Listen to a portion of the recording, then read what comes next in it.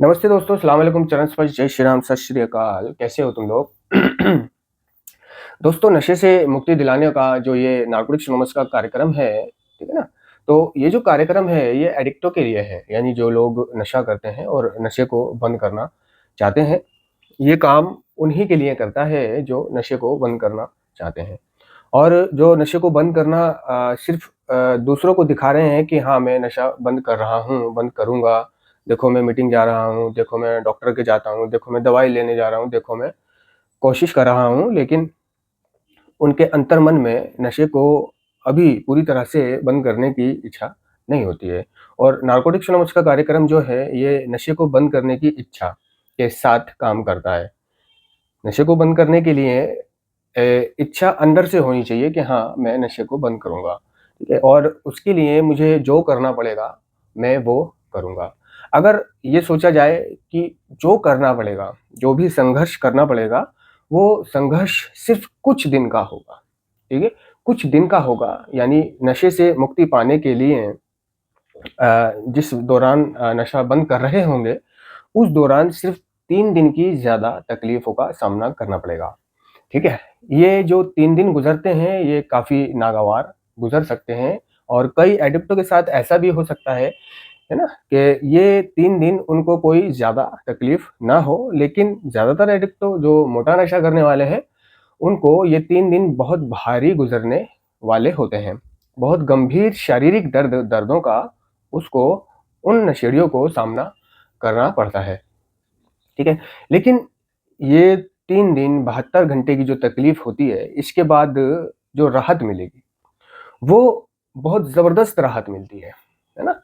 जब वो राहत मिलती है, तो शरीर खुलने लग जाता है ना? और दबी हुई इच्छाएँ, दबी हुई भावनाएँ उभरने लग जाती हैं, है ना? जी करता है कि मैं भागूँ, जी करता है कि मैं दौड़ूँ, जी करता है कि मैं एक्सरसाइज़ करूँ, जी करता है कि मैं अब खाऊँ, जी करता है कि मैं अब लोगों से मिलूँ, जी करता है कि अब मैं समाज में जाऊँ, बिरादरी में जाऊँ, जी करता है कि अब मैं पिक्चर देखने जाऊँ, जी करता है अब मैं घूमने जाऊँ, जी करता है कि फलाँ की शादी आए तो फलाँ की शादी में के लिए मैं पहले से ही कपड़े तैयार करवाऊँ और शादी में बन-ठन के जाऊँ और टशन अपना निखरा हुआ रूप दिखाऊँ, ठीक है ना? जी करता है मैं ये करूँ और जी करता है मैं वो करूँ। तो एक उमंग, एक तरंग, है ना? ये जागृत होने लग जाती है, ठीक है ना?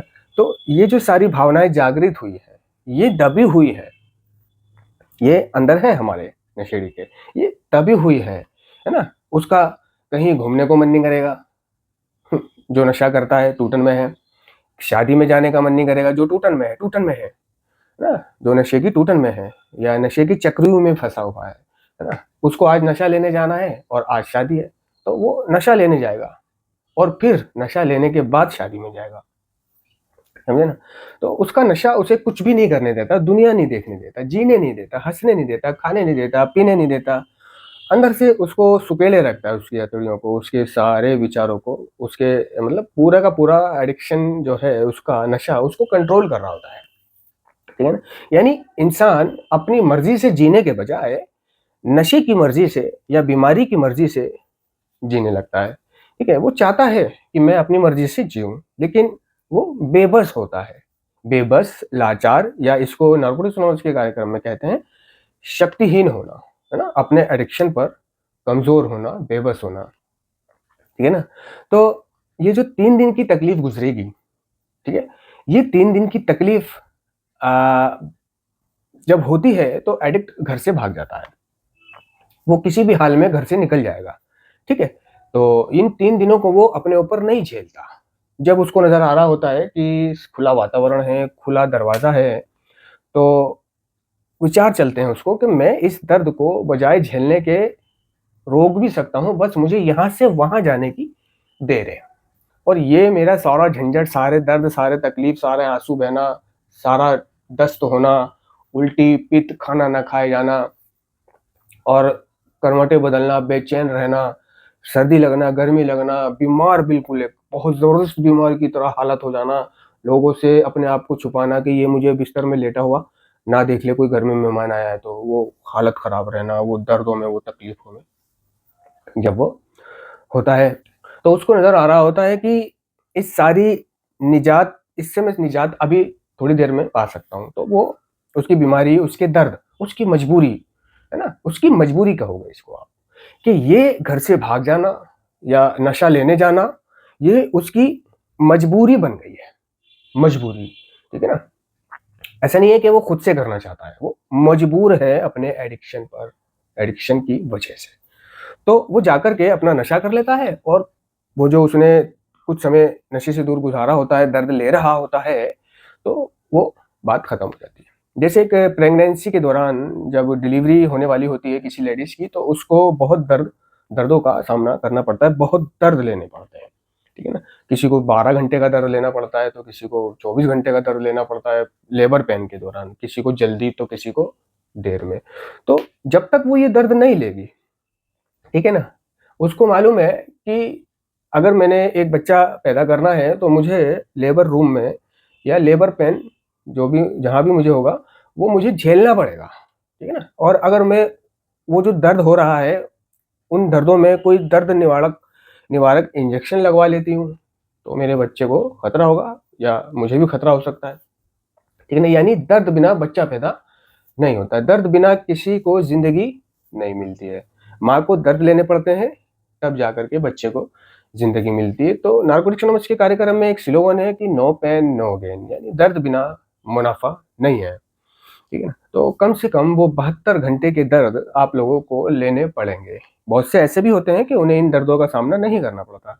उन्हें सिर्फ़ मानसिक तनाव रहता है, चिंता रहती है कि कर लूँ, खालीपन सताता है, परेशान होते हैं, है ना?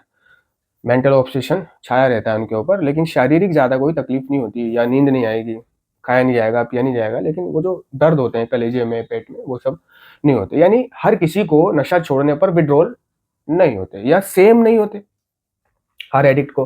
कोई एडिक्ट ऐसा भी होता है कि नशा छोड़ने पर सिर्फ वो मुर्दार जैसा रहेगा, कमज़ोर, जैसे कोई बीमार हो, लेकिन उसको कोई दर्द नहीं हो रहा होगा, दर्द, है ना? उसको कोई पेन नहीं हो रहा होगा, बॉडी पेन नहीं हो रहा होगा, हाथ-पैरों में, पेट में, कलेजे में, गुर्दे में, अतड़ियों में, इधर-उधर कोई दर्द नहीं हो रहा होगा, सिर्फ़ वो थोड़ा-सा कमज़ोर महसूस कर रहा होगा, लंबी-लंबी साँसें चल रही होंगी, उसकी ढीला महसूस कर रहा होगा कि यार मैं बहुत कमज़ोर हूँ, ना उठने में परेशानी, बैठने में परेशानी, खाने-पीने में परेशानी होगी, ऐसा होता है। लेकिन कइयों को ऐसा होता है कि गंभीर शारीरिक दर्द होते हैं, तड़पते हैं वो, सिर्फ़ चिल्लाते नहीं हैं कि घर में और भी लोग हैं सुनेंगे, तो वो अपने पेन जो है चुपचाप लेते रहते हैं और ये पेन उनको फिर से नशा करने पर मजबूर कर देता है। तो रही बात कि नारकोटिक्स एनोनिमस का जो कार्यक्रम है, ये उसी एडिक्ट पर काम करता है जो नशे को बंद करने की इच्छा लाता है। समझ रहे हो? ऐसा नहीं है जो घरवालों को दिखाने के लिए नारकोटिक्स एनोनिमस जा रहा है। घरवालों को या माँ-बहन जिसको भी समाज बिरादरी को, लोगों को, दूसरों को दिखाने के लिए वो मीटिंग जा रहा है और दूसरों को दिखाने के लिए वो हॉस्पिटल जा रहा है, क्लिनिक जा रहा है, पैसे ले रहा है, इलाज करा रहा है। ठीक है ना? तो ये दूसरों को जब तक दिखाओगे, क्योंकि नारकोटिक्स एनोनिमस का जो कार्यक्रम है, ये कहता है कि ईमानदार, है ना? जब तक आप अपने आप से ईमानदार नहीं हो, आप नशे से मुक्ति नहीं पा सकते। ठीक है ना? आप ईमानदार होने का ढोंग कर रहे हो, आप नशा छोड़ने का ढोंग कर रहे हो, है ना? या आप नशे को बंद करने का दूसरों को दिखावा कर रहे हो, ठीक है ना? और नशे को बंद करने के नाम पे अपनी माँ से या पिता से या भाई से, बहन से रुपए ले रहे हो, यानी नशा बंद करने के नाम पे रुपए ले रहे हो और मन में क्या है कि इन रुपयों का नशा करूँगा। यानी जिसको बंद करने के लिए, है ना, छोड़ने के लिए आप पैसे ले रहे हो, उन्हीं पैसों से नशा करने का आपके मन में इरादा है, ठीक है? या मीटिंग्स जाने के किराया भाड़ा ले रहे हो कि आपको पैसे भी मिल जाएँगे और एक फुर्सत भी मिल जाएगी। फटाफट आप अपने ठेले पे जाओगे, नशा लोगे, नशा करोगे और फिर मीटिंग जाने की फॉर्मेलिटी पूरी कर लोगे और टाइम नहीं होगा तो नशा लेके पहले मीटिंग आ जाओगे, मीटिंग के बीच में जाके नशा कर लोगे या मीटिंग के बाद में नशा कर लोगे और जा करके दिखा दोगे मुँह हाथ धो करके कि हाँ, मैं मीटिंग गया था और मैं नशा छोड़ रहा हूँ। तो ये बेईमानी जब तक मन में रहेगी, जब तक आप नशा बंद नहीं कर पाओगे। आप कोई भी काम करिए, ये बात सिर्फ़ नशे पर लागू नहीं होती है कि जब आप नशा छोड़ोगे तो उसके लिए आपको ईमानदार होना पड़ेगा और जब आप नशा छोड़ोगे तो आपको किसी को बताने की भी ज़रूरत नहीं पड़ेगी कि आप नशा छोड़ रहे हो या आपने नशा छोड़ दिया है। समझ रहे हो? ये आपके आकर्षण में, जलवे में, व्यवहार में दिखाई दे जाएगा। किसी को मत बोलो आप, किसी को मत बोलो आप। आप कोई नेकी करना शुरू करो, आप कोई अच्छा काम करना शुरू करो। ठीक है? और अपनी जानिब से, अपनी तरफ से किसी को मत बोलो कि मैं क्या कर रहा हूँ, ठीक है ना? और उसे आप रोज़ करते रहो, टाइम टू टाइम। तो आप पाओगे कि महीना, डेढ़ महीना, 2 महीने में वो चीज़ आपकी दूसरों को बिना बताए पता चल गई। बिना बताए पता चल गई। वो चीज़ आपके घर में बिना बताए पता चल गई कि हाँ, हमारा लड़का जो है पूजा करता है, हमारा लड़का अब नमाज़ पढ़ने लगा है, हमारा लड़का अब नेकियां करने लगा है, हमारा लड़का अब अच्छे काम करने लगा है, हमारा लड़का अब दूसरों की मदद करने लगा है। तो सेम उसी तरह आप अगर पूजा करना शुरू कर दो, आप किसी को मत बताओ कि आप एक वक्त पर पूजा करते हो, ठीक है ना? एक दिन सबको पता चल जाएगा बिना आपके बताए। इसी तरह जब आप नशा करोगे तो सबको पता चलेगा बिना आपके बताए। इसी तरह जब आप नशा छोड़ोगे तो आपको किसी को सबूत देने की जरूरत नहीं पड़ेगी, किसी को लिख कर देने की जरूरत नहीं पड़ेगी। जब आप नशे को छोड़ोगे तो खुद ब खुद लोगों को पता चल जाएगा। तो नारकोटिक्स एनोनिमस का कार्यक्रम कहता है, सावधान रहने के लिए कहता है कि ये जो जब आप नशा बंद करते हो और शुरुआती दौर जो होता है नशा बंद करने का, इस दौर में बहुत तकलीफ वाला दौर होता है ये, ठीक है ना? और कई एडिक्टों की शारीरिक स्थिति बहुत गंभीर हुई होती है, वो बहुत विड्रोलर से उठे होते हैं, तो जिसके चलते उनका जो निखार है, रिकवरी उनके आकर्षण में छलक नहीं रही होती है। तो होता ये है कि लोग उसको ये समझने लग जाते हैं कि ये नशा नहीं छोड़ रहा है, ये नशा अब भी करता है। यानी लोग उस पे शक करते हैं या परिवार उस पर शक करता है जब वो नशा छोड़ रहा होता है। वो इसलिए शक करता है परिवार क्योंकि उसके आकर्षण में उसकी रिकवरी नहीं छलक रही होती है ना? क्यों? और वो रिकवरी इसलिए नहीं छलक रही होती क्योंकि वो बहुत ज़्यादा नशा करके नशा छोड़ रहा है, जिसके चलते अभी उसके जीवन में जो है रिकवरी में जो पेन आते हैं वो आ रहे हैं। वो विड्रॉल, शारीरिक विड्रॉल या मानसिक विड्रॉल नशा छोड़ देने के काफ़ी समय तक उसको रहते हैं, है ना? परेशानी रहती है, बदन कमज़ोर रहता है, खाया-पिया नहीं जाता है, ठीक है ना? यानी नशा जो है उसको इतना हानि पहुँचा चुका होता है, तब जाके वो नशा छोड़ता है कि अब उन हानियों की रिकवरी का टाइम होता है, ठीक है ना? तो एक दिन उसकी रिकवरी हो जाएगी। लेकिन ये रिकवरी होने से पहले, उसपे वो शबाब आने से पहले, वो निखार आने से पहले, लेकिन बहुत से एडिक्ट ऐसे होते हैं कि जिनको 1 हफ्ते में ही नशा छोड़ दें या महीना छोड़ दें, उन पे वो शबाब और निखार आना शुरू हो जाता है, ठीक है ना? और बहुत से ऐसे होते हैं कि वो साल हो गए, 2 साल हो गए, 3 साल हो गए, 4 साल हो गए, है ना? या आज तक भी उनके ऊपर वो शबाब, वो निखार, वो जलवा नहीं आया है, ठीक है ना? तो लोग उस पर यकीन कब करते हैं, जब उस पे शबाब आने लग जाता है नशा छोड़ के, यानी वो थोड़ा-सा मजबूत, तगड़ा, हेल्दी दिखाई देने लग जाता है ना? तो नारकोटिक्स एनोनिमस का कार्यक्रम कहता है कि देखो लोग आप पर शक करेंगे क्योंकि आप इतने लंबे अरसे से भरोसेमंद नहीं थे, ठीक है ना? तो जब लोग आप पे शक करेंगे तो आपको वहाँ पे पेशेंस रखना है, यानी सब्र रखना है, ठीक है ना? नारकोटिक्स एनोनिमस का कार्यक्रम कह कह के चलता है ना, पहले से ही बता देता है आपको कि आपके साथ क्या होने वाला है। यही तो इस कार्यक्रम का फ़ायदा है कि पहले ही हमें पता चल जाता है कि हमारे साथ आगे क्या होगा। ये दूसरों के अनुभव से हमें पता चलता है, जो हमसे पहले नशा छोड़ चुका है वो बताता है। इसीलिए हमें हमसे पहले नशा छोड़े हुए व्यक्ति के संपर्क में रहना बहुत ज़रूरी होता है, जो हमारा मार्गदर्शन करता है, जो हमें हमारी रहबरी करता है ना? कि लोग शक कर रहे हैं, करने दो, ठीक है ना? समाज शक कर रहा है, करने दो, ठीक है ना? आप अगर अपने आप से ईमानदार हो, आप नशा नहीं कर रहे हो, तो आप अपने सुधार में आगे बढ़ते रहो। तो ये जो लोगों का शक है ना? बहुत से एडिक्टों को ये शक जो है कहता है कि भई तुम शक कर ही रहे हो तो मैं नशा कर लेता हूँ। तो एडिक्ट को यानी पीने वाले को तो पीने का बहाना चाहिए। तो अगर आप इस चीज़ को बहाना बनाओगे कि जब सब मेरे पे शक कर ही रहे हैं तो क्यों ना मैं इस शक को यकीन में बदल दूँ, सच में पी लूँ। तो इसमें तेरा घाटा मेरा कुछ नहीं जाता। तो इसमें आपका घाटा होगा ना। आप आगे बढ़ते जाओ, जो जैसा कह रहा है कहने दो और अपने स्पॉन्सर से या संगी साथी से मदद मांगो, पूछो, अपने हालातों के बारे में बता दो कि मेरे साथ ऐसा है तो मैं क्या करूं, ठीक है ना? और नारकोटिक्स एनोनिमस की मीटिंग करते रहो, कंटिन्यू। 2020 से ये मीटिंग ऑनलाइन हो चुकी है। जूम एप्लीकेशन जो प्ले स्टोर में मौजूद है, जूम वर्कप्लेस, उस पर होती है। उसका एक आईडी और पासवर्ड और टाइमिंग होता है ना?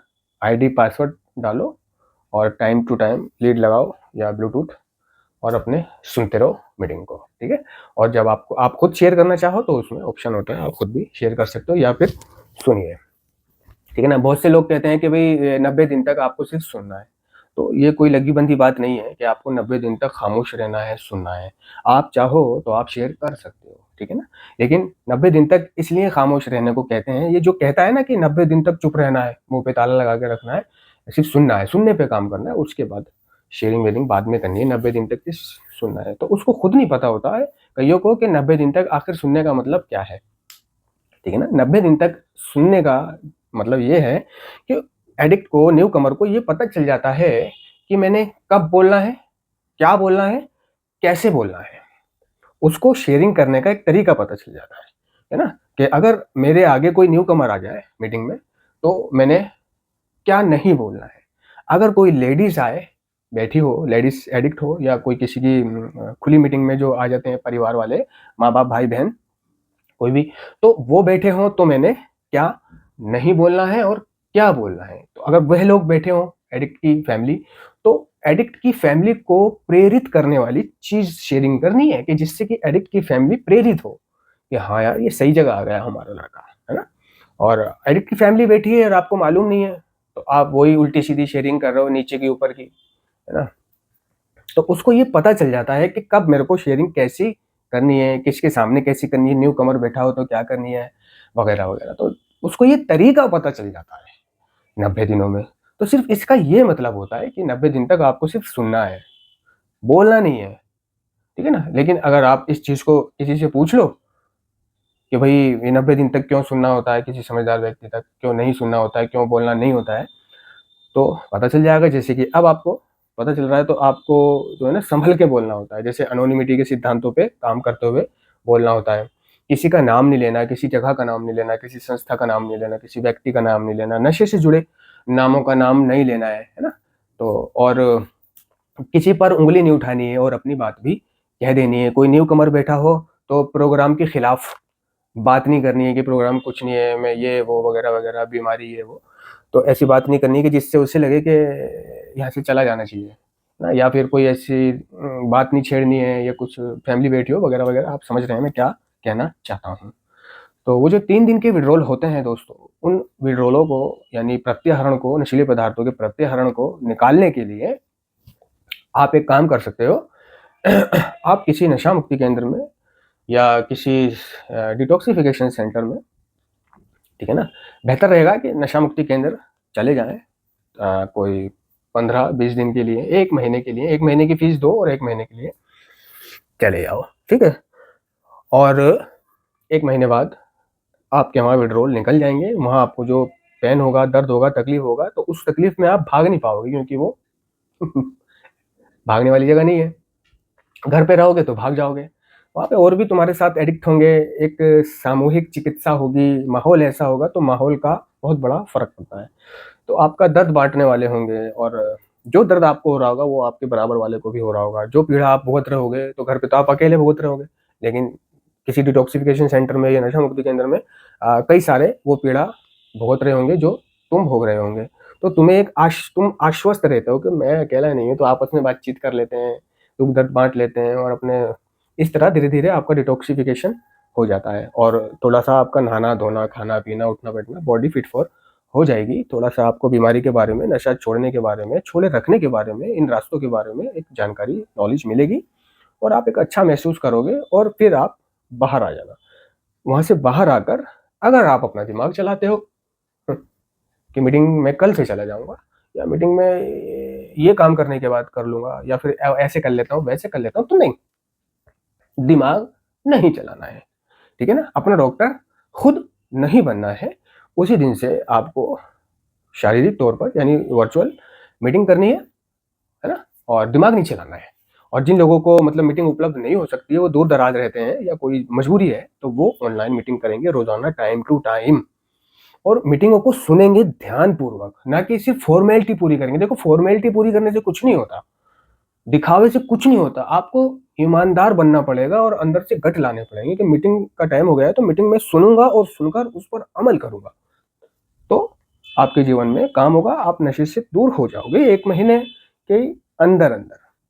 और घर पर इन विड्रॉलों को निकालने की कोशिश करोगे कि सिर्फ विड्रॉल निकालने का ही तो सारी बात है, वसूड़ी है, तो मैं 3 दिन घर पर ही ये विड्रॉल निकाल लेता हूँ। तो आप घर पर विड्रॉल नहीं काट पाओगे। वो नशा कर लोगे, मंगा लोगे या कुछ भी कर लोगे, दूसरों से मंगा लोगे या बहाने से चले जाओगे, ये बीमारी है।